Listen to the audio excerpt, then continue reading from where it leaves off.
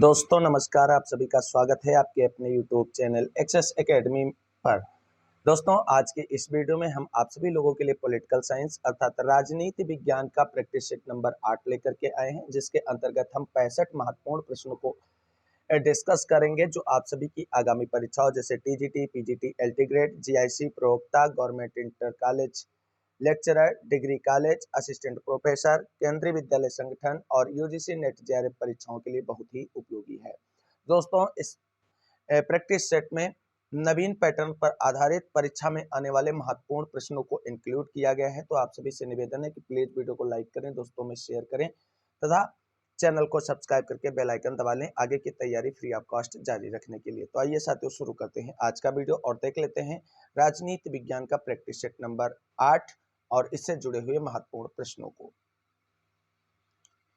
पहला प्रश्न है दोस्तों, निम्नलिखित में से किस एक विचारक ने स्वतंत्रता तथा समानता को एक दूसरे का पूरक बताया है? Option 1 Lord Acton, option 2 MacIver, option 3 Machiavelli, option 4 de टॉकविल।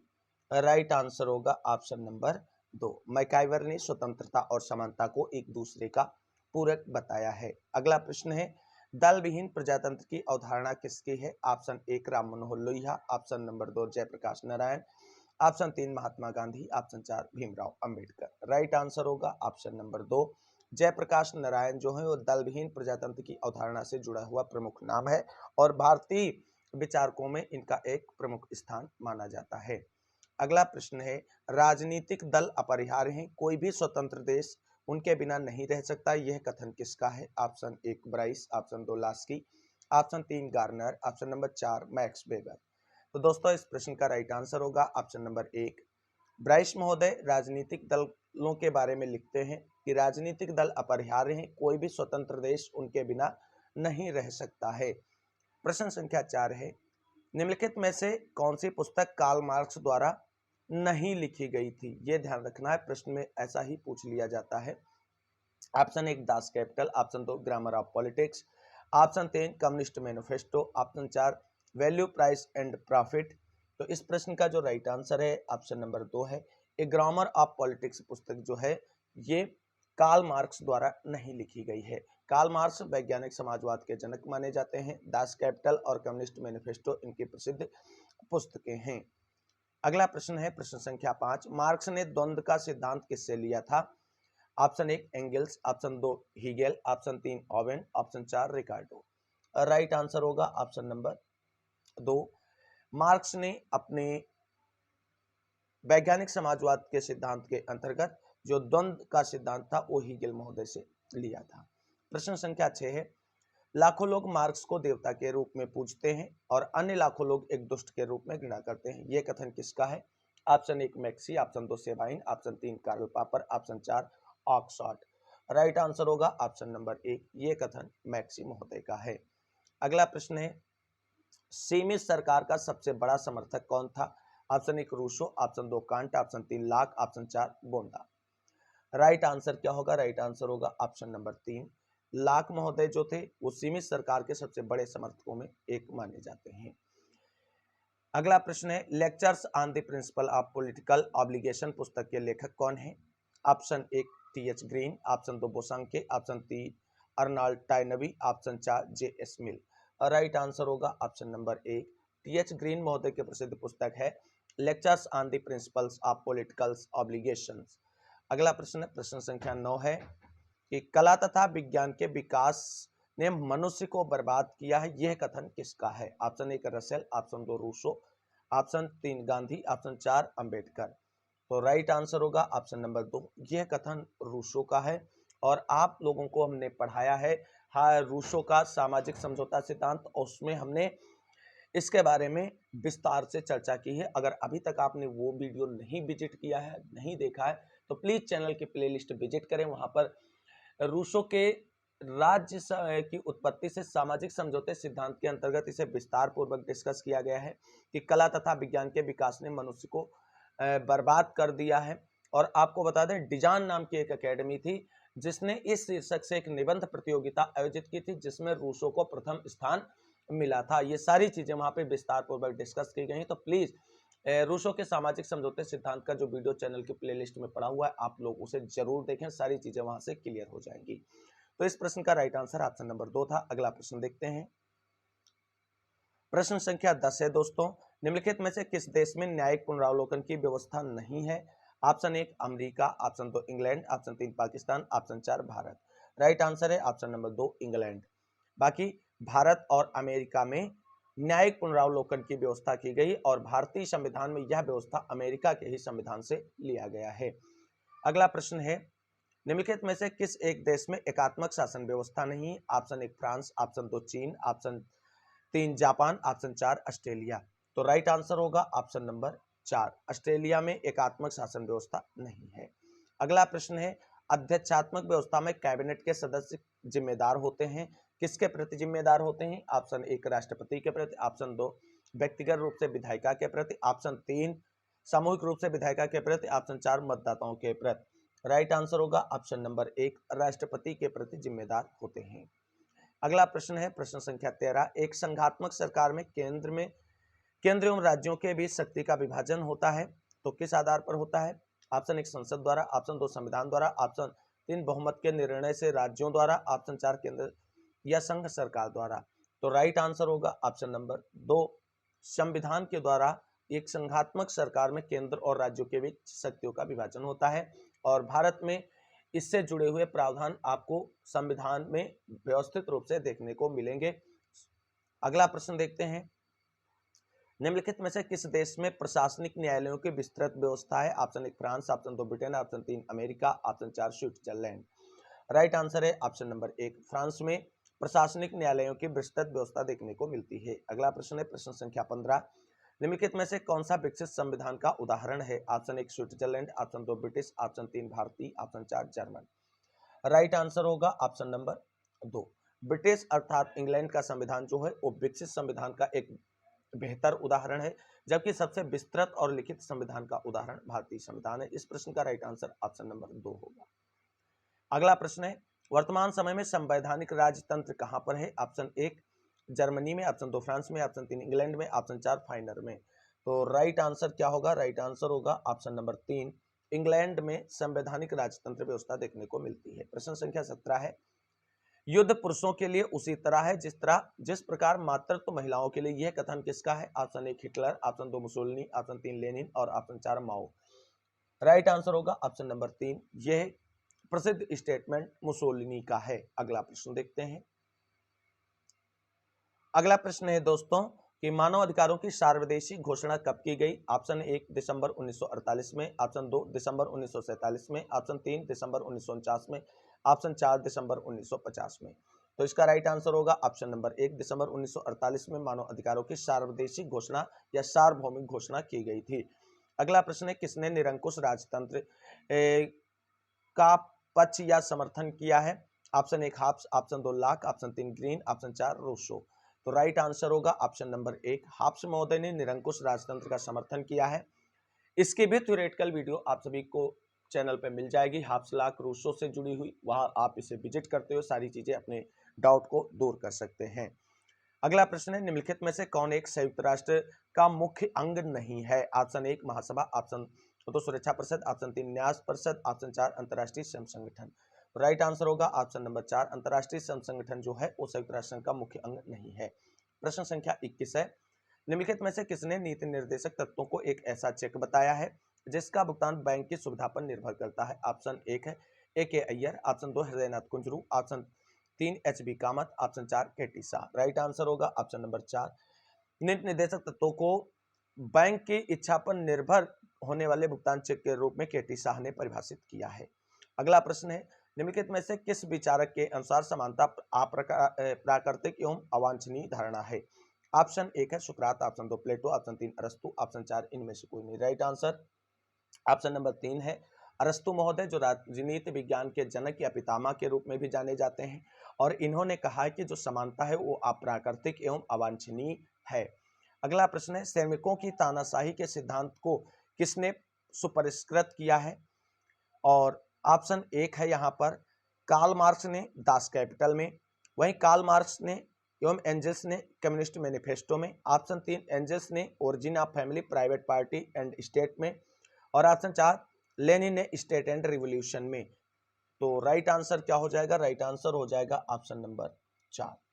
Lenin ने स्टेट एंड रिवॉल्यूशन में श्रमिकों के तानाशाही सिद्धांत को सुपरिष्कृत किया है। अगला प्रश्न है, समाजवाद निम्न में से किसका प्रतिपादन करते हैं? ऑप्शन ए कोई आर्थिक नियोजन न हो। ऑप्शन 3 बहुराष्ट्रीय संस्थाओं द्वारा आर्थिक नियोजन हो। ऑप्शन 3 है व्यक्तियों द्वारा आर्थिक नियोजन हो। ऑप्शन 4 राज्यों के द्वारा नियोजन हो। राइट आंसर हो जाएगा ऑप्शन नंबर 4 राज्यों के द्वारा नियोजन हो। अगला प्रश्न है, दंड का प्रतिकारात्मक सिद्धांत किस पर आधारित है? ऑप्शन 1 है बदले के सिद्धांत पर। ऑप्शन 2 निवारक दंड के सिद्धांत पर। ऑप्शन 3 अपराधी को सुधारने के सिद्धांत पर। ऑप्शन 4 प्रेम के सिद्धांत पर। तो राइट आंसर हो जाएगा ऑप्शन नंबर 1 बदले के सिद्धांत पर आधारित है। अगला प्रश्न है दोस्तों, सामाजिक न्याय से क्या तात्पर्य है? ऑप्शन 1 सभी को समान राजनीतिक अधिकार प्राप्त हो। ऑप्शन 2 सभी को समान आर्थिक अधिकार प्राप्त हो। ऑप्शन 3 सभी की धार्मिक स्वतंत्रता का अधिकार प्राप्त हो। और ऑप्शन 4 सभी प्रकार के भेदभाव यथा जाति रंग धर्म लिंग आदि पर आधारित जो सुविधा है वो समाप्त हो। तो इसका राइट आंसर, तो ये तो सभी एक एक पक्ष को वर्णित कर रहे हैं, ये हो ही नहीं सकते हैं। और राइट आंसर ऑप्शन नंबर 4 हो जाएगा। सामाजिक न्याय से तात्पर्य है कि सभी प्रकार के भेदभाव जैसे जाति रंग धर्म लिंग आदि पर जो आधारित सुविधाएं हैं उनको समाप्त किया जाए। अगला प्रश्न है, निम्नांकित में से कौन सा युग्म सही नहीं है? तो जो सही नहीं सुमेलित है उसके बारे में बताना है। अभिजात्य सिद्धांत पेरेटो। ऑप्शन 2 अनुदारवादी सिद्धांत बर्क। ऑप्शन 3 उदारवादी सिद्धांत प्लेटो। और ऑप्शन 4 सामाजिक प्रसंविदा सिद्धांत रूसो। तो इसका राइट आंसर क्या होगा? राइट आंसर होगा ऑप्शन नंबर 3। ये जो है उदारवादी सिद्धांत प्लेटो ने नहीं प्रतिपादित किया है। किसने प्रतिपादित किया है? आप सभी लोग कमेंट करके जरूर बताएं। अगला प्रश्न है, संघ राज्य पद्धति का सार यह है कि वह केंद्र और राज्यों के बीच द्विमार्गी यातायात है जो थोड़ी सी पारस्परिकता और सामंजस्य चाहता है। यदि ऐसी संघ व्यवस्था है उसे क्या कहा जाता है? ऑप्शन 1 है पूरक संघ व्यवस्था। ऑप्शन 2 प्रतिस्पर्धात्मक संघ व्यवस्था। ऑप्शन 3 सहकारी संघ व्यवस्था। ऑप्शन 4 सौदेबाजी की संघ व्यवस्था। राइट आंसर हो जाएगा ऑप्शन नंबर 3 सहकारी संघ व्यवस्था। और वर्तमान में भारतीय परिप्रेक्ष्य में देखा जाए तो सहकारी संघ व्यवस्था ही अपनाई जा रही है। अगला प्रश्न है, प्रश्न संख्या 29 है, भारतीय संविधान के भाग 3 में दिए गए मूल अधिकारों के विषय में एक महत्वपूर्ण तथ्य कौन सा है? ऑप्शन 1 संसद उनमें सामान्यतः संशोधन नहीं कर सकती है। ऑप्शन 2 वह निरपेक्ष एवं अमर्यादित हैं। ऑप्शन 3 वह केवल नागरिकों के लिए हैं। ऑप्शन 4 वह राज्य के नीति निर्देशक तत्वों के पूर्णतः समान हैं। तो राइट आंसर हो जाएगा ऑप्शन नंबर 1। अगला प्रश्न है, डॉक्टर राम मनोहर लोहिया ने समाजवादी दल की स्थापना कब की थी? ऑप्शन 1 1955। ऑप्शन 2 1948। ऑप्शन 3 1952। ऑप्शन 4 1951 में।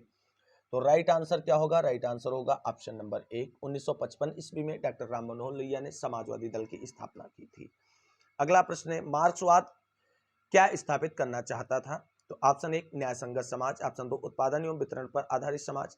ऑप्शन 3 शोषण विहीन वर्ग विहीन समाज। ऑप्शन 4 उक्त सभी। तो राइट आंसर क्या हो जाएगा? राइट आंसर हो जाएगा ऑप्शन नंबर 4। कार्ल मार्क्स जो है या उसकी विचारधारा जो मार्क्सवाद है वह चाहती थी कि न्याय संगत समाज की स्थापना हो, उत्पादन एवं वितरण पर आधारित समाज की स्थापना हो, शोषण विहीन वर्ग विहीन और संघर्ष विहीन समाज की स्थापना हो। अगला प्रश्न है, भारत के स्वाधीनता आंदोलन के इतिहास में निम्नांकित संगठकों पर विचार कीजिए तथा अंत में दिए गए कूट में से उनका सही कालक्रम चुनिए। तो स्वदेशी आंदोलन, होम रूल आंदोलन, असहयोग आंदोलन और सविनय अवज्ञा आंदोलन। इसमें कहा गया कालक्रम के सही कालक्रम के आधार पर जो कूट नीचे दिए गए हैं उनको चयन कीजिए। तो किस तरीके से इसको हम देखते हैं, राइट आंसर क्या होगा इसका?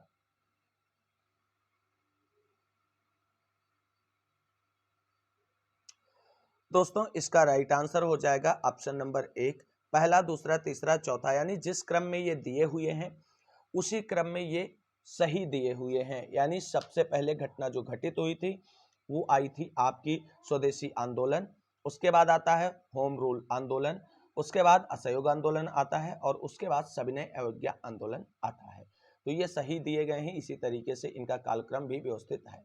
अगला प्रश्न है, मौलिक अधिकार और मूल कर्तव्य में मौलिक अंतर क्या है? तो ऑप्शन एक है मौलिक अधिकार द्वारा जो है राज्य नागरिकों को प्रदत्त है, जबकि मूल कर्तव्य नागरिकों के दायित्व के रूप में वर्णित हैं। वहीं जो इसका दूसरा ऑप्शन है वो है मौलिक अधिकार और मौलिक कर्तव्य परस्पर पूरक हैं। ऑप्शन 3 मौलिक अधिकार व्यक्ति विशेष के लिए हैं, जबकि मौलिक कर्तव्य सभी नागरिकों के लिए हैं। और ऑप्शन नंबर 4 उपरोक्त सभी। तो इस प्रश्न का जो राइट आंसर होगा दोस्तों 33 नंबर के लिए राइट आंसर हो जाएगा ऑप्शन नंबर 1।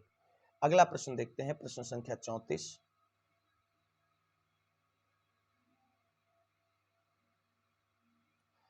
प्रश्न संख्या 34 है, लाठी के जो प्रहार मेरे ऊपर किए जा रहे हैं वह एक दिन ब्रिटिश साम्राज्य के ताबूत की किले साबित होंगी या सिद्ध होंगी। यह कथन किसका है? ऑप्शन 1 अरविंद घोष, ऑप्शन 2 बाल Gangadhar Tilak, option 3 Lala Lajpat Rai, option 4 Subhash Chandra Bose. Right answer होगा ऑप्शन नंबर 3 लाला लाजपत राय। अगला प्रश्न है, आधुनिक युग में पुलिस राज्य की अवधारणा पुरानी पड़ गई है, इसका कारण क्या है? ऑप्शन 1 राष्ट्रीय प्रभुसत्ता संपन्न राज्यों का उदय, ऑप्शन 2 धर्मतंत्रात्मक राज्य का उदय, ऑप्शन 3 धर्मनिरपेक्ष राज्य का उदय, ऑप्शन 4 कल्याणकारी राज्य का उदय। तो राइट आंसर हो जाएगा ऑप्शन नंबर 4 कल्याणकारी राज्य का उदय। अगला प्रश्न है, भारत में लोकतांत्रिक विकेंद्रीकरण किसे इंगित करता है? ऑप्शन 1 पंचायती राज की स्थापना, ऑप्शन 2 सत्ता का अंतरण, ऑप्शन 3 ग्रामीण योजना की शुरुआत, ऑप्शन 4 इनमें से कोई नहीं। राइट आंसर हो जाएगा ऑप्शन नंबर 1 पंचायती राज की स्थापना। अगला प्रश्न है दोस्तों, प्रश्न संख्या 37 है, भूतपूर्व सोवियत संविधान ने अपने संघीय इकाइयों को कुछ ऐसे अधिकार दिए थे जो भारतीय तथा अमेरिकी संघों ने अपनी इकाइयों को नहीं दिए हैं। वह 2 अधिकार कौन से थे? तो ऑप्शन 1 होगा आपका विदेशी शक्तियों के साथ संबंध स्थापित करना, ऑप्शन 2 संघ से अलग हो सकना, ऑप्शन 3 अलग सेना रखना, और ऑप्शन 4 है किसी क्षेत्रीय संगठन में सम्मिलित होना। तो इस प्रश्न का राइट आंसर क्या होगा? आप सभी लोग फटाफट कमेंट करके बताएं। तो राइट आंसर होगा ऑप्शन नंबर 1 विदेशी शक्तियों के साथ संबंध स्थापित करना। अगला प्रश्न देखते हैं दोस्तों इस प्रश्न के उत्तर में थोड़ी सी मिस्टेक हो गई है। इन 2 अधिकार पूछे गए हैं। तो सोवियत संविधान ने अपने संघीय इकाइयों को जो 2 अधिकार दे रखे थे, वो एक दे रखा था विदेशी शक्तियों के साथ संबंध स्थापित करना, और दूसरा दिया था संघ से अलग हो सकना। ये 2 अधिकार दिए गए थे, जो यही 2 अधिकार भारतीय और अमेरिकी संघों ने अपनी इकाइयों को नहीं दिए हैं, और इसके आधार पर कोर्ट का चयन करना था। तो राइट आंसर हो जाएगा आपका ऑप्शन नंबर 1 कोर्ट का, और यहाँ पर ये 2 अधिकार जो हैं इनकी बात की गई है, और इसके कोर्ट आगे दिए गए हैं, वहां से आंसर चुनना था। आप सभी लोग देख सकते हैं। तो यहाँ से प्रश्न जो है वो राइट बनता था, का और खा सही है। अगला प्रश्न है, भारतीय और अमेरिकी संघवाद में जिस एक बिंदु पर समानता पाई जाती है वह कौन सा है? ऑप्शन 1 अवशिष्ट शक्तियों का केंद्र के पास होना, ऑप्शन 2 अवशिष्ट शक्तियों का राज्य के पास होना, ऑप्शन 3 कुछ विषयों में समवर्ती अधिकार का होना, ऑप्शन 4 केंद्र और राज्य के बीच विवाद होने पर सर्वोच्च न्यायालय का पंचायत करना। तो राइट आंसर हो जाएगा ऑप्शन नंबर 4। अगला प्रश्न है दोस्तों, राज्यसभा का सभापति निर्वाचित होता है, किसके द्वारा निर्वाचित होता है? ऑप्शन 1 राज्यसभा के निर्वाचित सदस्यों द्वारा, ऑप्शन 2 राज्यसभा के सभी सदस्यों द्वारा, ऑप्शन 3 संसद के निर्वाचित सदस्यों द्वारा, ऑप्शन 4 संसद के सभी सदस्यों के द्वारा। तो राइट आंसर हो जाएगा ऑप्शन नंबर 4 संसद के सभी सदस्यों के द्वारा। अगला प्रश्न है, निम्नलिखित में से किस अधिकार को डॉक्टर भीमराव अंबेडकर ने संविधान का हृदय और आत्मा कहा है? ऑप्शन 1 समता का अधिकार, ऑप्शन 2 शोषण के विरुद्ध अधिकार, ऑप्शन 3 संवैधानिक उपचारों का अधिकार, ऑप्शन 4 धर्म की स्वतंत्रता का अधिकार। राइट आंसर ऑप्शन नंबर 3 होगा, संवैधानिक उपचारों के अधिकार को डॉक्टर भीमराव अंबेडकर ने संविधान की हृदय और आत्मा कहा है। आप सभी लोग जानते हैं संवैधानिक उपचारों के अधिकार का वर्णन भारतीय संविधान के अनुच्छेद 32 में किया गया है, और जिसके तहत उच्च न्यायालय और सर्वोच्च न्यायालय को 5 प्रकार की रिटें जारी करने का अधिकार भी प्राप्त है। अगला प्रश्न है, भारत का उच्चतम न्यायालय संयुक्त राज्य अमेरिका के उच्चतम न्यायालय से किस तरीके से भिन्न है? ऑप्शन 1 संविधान के संरक्षक की भूमिका में, ऑप्शन 2 सलाहकार की भूमिका में, ऑप्शन 3 देश के न्याय क्षेत्र में सर्वोच्च सत्ताधारी की भूमिका में, ऑप्शन 4 अपने रिक्त अधिकार क्षेत्र में। तो राइट आंसर हो जाएगा ऑप्शन नंबर 2 सलाहकार की भूमिका के रूप में जो है संयुक्त राज्य अमेरिका से भारत का उच्चतम न्यायालय भिन्न है। अगला प्रश्न है, हम एक संविधान के अंतर्गत कार्य हैं, किंतु संविधान वह है जैसा कि न्यायाधीश बतलाते हैं कि वह यह कहता है, यह जिन न्यायपालिका के विषय में कहा गया वह कहाँ की न्यायपालिका है? Option 1 Bharat, option 2 England, option 3 संयुक्त राज्य अमेरिका, ऑप्शन 4 चीन। राइट आंसर हो जाएगा ऑप्शन नंबर 3 ये संयुक्त राज्य अमेरिका अगला प्रश्न है सरकार या आयोग किनके बीच के संबंधों को पुनरावलोकन करने हेतु बनाया गया था? ऑप्शन 1 प्रधानमंत्री और राष्ट्रपति, बिल्कुल गलत हो गया। ऑप्शन 2 विधानमंडल और कार्यपालिका, बिल्कुल गलत हो गया। ऑप्शन 3 कार्यपालिका और न्यायपालिका, ये भी बिल्कुल गलत हो गया। ऑप्शन नंबर 4 केंद्र और राज्य के मध्य जो संबंध हैं उनके पुनरावलोकन हेतु सरकार या आयोग का गठन किया गया था। अगला प्रश्न देखते हैं दोस्तों। अगला प्रश्न है बहुत ही इंपॉर्टेंट प्रश्न है, आप सभी लोग इसे नोट डाउन करके रख सकते हैं। जब तक शासन दार्शनिक व दार्शनिक शासक नहीं होंगे राज्य की बुराइयों का अंत नहीं होगा, यह कथन किसका है? ऑप्शन 1 कौटिल्य का, ऑप्शन 2 कार्ल मार्क्स का, ऑप्शन 3 अरस्तु का, ऑप्शन 4 प्लेटो का। तो राइट आंसर हो जाएगा ऑप्शन नंबर 4 प्लेटो, यानी दार्शनिक शासन और दार्शनिक राजा का कंसेप्ट प्लेटो महोदय ने दिया था। अगला प्रश्न है भारत छोड़ो आंदोलन में निम्न में से किसने भाग नहीं लिया था? Option 1 doctor Ram Manohar Lohia, option 2 Jayaprakash Narayan, option 3 Morarji Desai, option 4 doctor Bhimrao Ambedkar. तो इस प्रश्न का भी राइट आंसर हो जाएगा option number 4 doctor Bhimrao Ambedkar ने भारत छोड़ो आंदोलन में भाग नहीं लिया था। अगला प्रश्न है किस देश में एक दलीय पद्धति है? Option 1 Bharat, option 2 France, option 3 चीन, ऑप्शन नंबर 4 ब्रिटेन। तो राइट आंसर हो जाएगा ऑप्शन नंबर 3 चीन में एक दलीय पद्धति है। अगला प्रश्न है भारतीय संविधान के संशोधन द्वारा आंतरिक अशांति के पद के स्थान पर सशस्त्र विद्रोह का प्रयोग किया गया? ऑप्शन 1 44वां संशोधन, ऑप्शन 2 43वां संशोधन, ऑप्शन 3 42वां संशोधन और ऑप्शन 4 41वां संशोधन। राइट आंसर हो जाएगा ऑप्शन नंबर 1 44वें संविधान संशोधन अधिनियम के द्वारा। अगला प्रश्न है निम्न में वह कौन यह मानता है कि आधुनिक उदारवादी प्रजातांत्रिक राज्य एक औद्योगिक राज्य बन गया है? Option 1 Galbraith, option 2 Macpherson, option 3 Keynes और ऑप्शन 4 रूजवेल्ट। राइट आंसर होगा ऑप्शन नंबर 1 गाल्वरेथ महोदय ये मानते हैं कि आधुनिक उदारवादी प्रजातांत्रिक राज्य एक औद्योगिक राज्य बन गए हैं। अगला प्रश्न है इंग्लैंड में लॉर्ड बेब्रिज प्रतिवेदन ने जिस राज्य की अवधारणा को प्रकट किया था वह कैसा राज्य था? ऑप्शन 1 उदारवादी राज्य, ऑप्शन 2 पंथ निरपेक्ष राज्य, ऑप्शन 3 समाजवादी राज्य, ऑप्शन 4 कल्याणकारी राज्य। राइट आंसर होगा ऑप्शन नंबर 4 कल्याणकारी राज्य। अगला प्रश्न है निम्नलिखित में से कौन सा संविधानेतर संस्था है? ऑप्शन 1 वित्त आयोग, ऑप्शन 2 योजना आयोग, ऑप्शन 3 निर्वाचन आयोग, ऑप्शन 4 अंतर्राज्यीय परिषद। राइट आंसर होगा ऑप्शन नंबर 2 योजना आयोग जो है संविधानेतर संस्था है। अगला प्रश्न है निम्नलिखित में से किसने सकारात्मक स्वतंत्रता को विकासवादी स्वतंत्रता कहा है? Option 1 Macpherson, option 2 Laski, option 3 green, option 4 can't. Right answer हो जाएगा आप सभी का ऑप्शन नंबर 1 मैकफर्सन ने सकारात्मक स्वतंत्रता को विकासवादी स्वतंत्रता कहा है। अगला प्रश्न है कार्यपालिका का प्रमुख कार्य क्या है? ऑप्शन 1 कानून बनाना, ऑप्शन 2 नीति निर्धारित करना, ऑप्शन 3 कानूनों को लागू करना, ऑप्शन 4 उपयुक्त सभी। तो राइट आंसर हो जाएगा कार्यपालिका का प्रमुख कार्य होता है कानूनों को लागू करना। अगला प्रश्न देखते हैं। अगला प्रश्न है दोस्तों यदि राज्यसभा किसी संविधान संशोधन विधेयक पर लोकसभा से असहमत हो तो ऐसी स्थिति में क्या होगा? ऑप्शन 1 संशोधन विधेयक पारित नहीं माना जाएगा, ऑप्शन 2 दोनों सदनों की संयुक्त बैठक द्वारा इसका निर्णय होगा, ऑप्शन 3 लोकसभा द्वारा 2/3 बहुमत से यह विधेयक पारित कर दिया जाएगा और ऑप्शन 4 लोकसभा राज्यसभा के मतों को अस्वीकृत कर देगी। तो राइट आंसर हो जाएगा ऑप्शन नंबर 1 संशोधन विधेयक पारित नहीं माना जाएगा। अगला प्रश्न है प्रश्न संख्या 54 है एकल संक्रमणीय मत प्रणाली का सर्वप्रथम प्रतिपादन करने वाले राजनीतिक चिंतन का नाम क्या था? तो राजनीतिक चिंतक कौन थे? Option 1 James Mill, option 2 Thomas Hare, option 3 David Easton, option 4 Lucian Pye. Right answer होगा ऑप्शन नंबर 2 थॉमस हेयर। अगला प्रश्न है भारत संघ से किसी राज्य के पृथक होने को प्रतिबंधित किया गया है, किसके द्वारा प्रतिबंधित किया गया है?